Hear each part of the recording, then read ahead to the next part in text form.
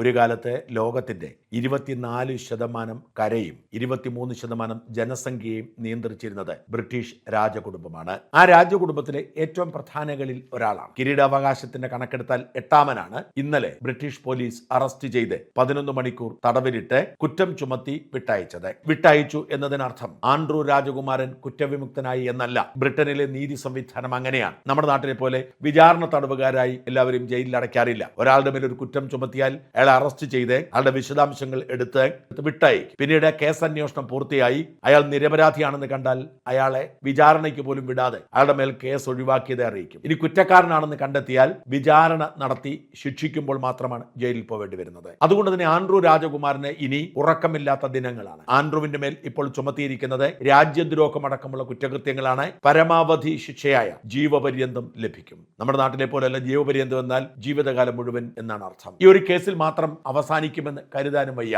തൽക്കാലം രാജ്യത്തിന്റെ രഹസ്യങ്ങൾ ചോർത്തി കൊടുത്തു എന്ന കുറ്റകൃത്യമാണ് ചുമത്തിയതെങ്കിലും പ്രായപൂർത്തിയാകാത്ത പെൺകുട്ടികളെ ലൈംഗികമായി ദുരുപയോഗിച്ചതടക്കം ബക്കിംഗ്ഹാം പാലസിലേക്ക് പല സ്ത്രീകളെയും കടത്തിക്കൊണ്ടുപോയതടക്കമുള്ള കുറ്റകൃത്യങ്ങളിൽ അദ്ദേഹം പ്രതിയായേക്കാം. ആൻഡ്രൂ രാജകുമാരന്റെ മുൻ ഭാര്യ എല്ലാ വൃത്തികേടുകൾക്കും കൂട്ടുനിന്ന സാറയും ഈ കേസിൽ പ്രതിയായേക്കും എന്ന് തന്നെയാണ് റിപ്പോർട്ടുകൾ. നമ്മുടെ രാജാവിന്റെ ഏതെങ്കിലും പരിസര പ്രദേശത്തുള്ള ഒരാൾ എന്ത് കുറ്റകൃത്യം ചെയ്താലും അവരെ രക്ഷിക്കുന്ന കാലമാണെന്ന് ഓർക്കണം. അത്തരമൊരു കാലത്താണ് ബ്രിട്ടീഷ് രാജാവിന്റെ ഏറ്റവും ഇളയ സഹോദരൻ ആൻഡ്രൂ രാജകുമാരൻ, അതായത് എലിസബത്ത് രാജ്ഞിയുടെ ഏറ്റവും ഇളയ മകൻ. ബ്രിട്ടനിലെ കിരീടാവകാശം എന്ന് പറയുന്നത് ഏറ്റവും മൂത്തയാൾക്ക്. മൂത്ത മകനാണ് 1ാം കിരീടാവകാശി, മൂത്ത മകന്റെ മൂത്ത മകനാണ് 2ാം കിരീടാവകാശി. ഇത്തരത്തിലാണ് അവരുടെ കണക്ക് മുമ്പോട്ട് പോകുന്നത്. ആ കണക്കിൽ 8ാമനാണ് ഇപ്പോൾ ആൻഡ്രൂ രാജകുമാരൻ. ആൻഡ്രൂ രാജകുമാരനാണ് 11 മണിക്കൂർ സാധാരണക്കാരെ പോലെ ഒരു സെല്ലിൽ കഴിഞ്ഞത്. ഒരു പ്രാധാന്യവും കൊടുത്തില്ല. നേരെ കൊണ്ടുപോയി നടപടിക്രമം അനുസരിച്ച് അറസ്റ്റ് ചെയ്ത് രാവിലെ 8 മണിക്ക് ഇദ്ദേഹം താമസിക്കുന്ന വലിയ എസ്റ്റേറ്റിലേക്ക് പോലീസ് എത്തുന്നു.